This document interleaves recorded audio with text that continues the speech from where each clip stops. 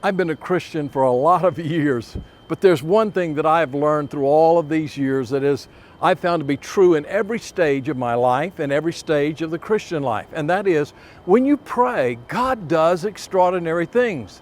But also, I've learned that when the church does not pray, when there's a prayerless pew, then God is not moving and working, because you see, God always responds to the prayers of His people.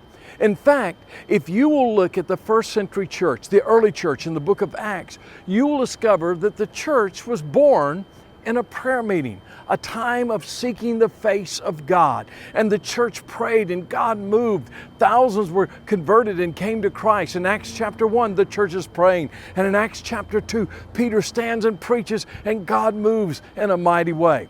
Well, I've seen this in my own life, in my own walk with God, because I started off in the Christian life with not knowing a whole bunch, but I had a Bible and a couple of friends, and we would meet together and we would pray, and we began to see God do extraordinary things. God moved and worked in a mighty way.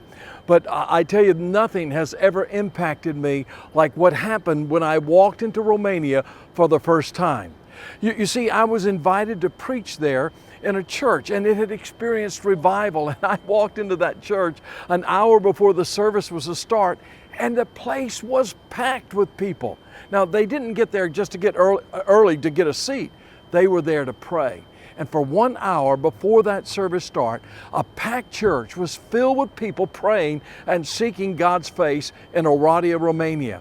And that church became a great instrument of revival throughout that whole region of Romania. You see, when the church prays, God does extraordinary things. And God is looking for a praying people, a prayerless pew. A people who don't pray, a people who don't seek the face of God, will not see the mighty moves of God's Spirit in revival.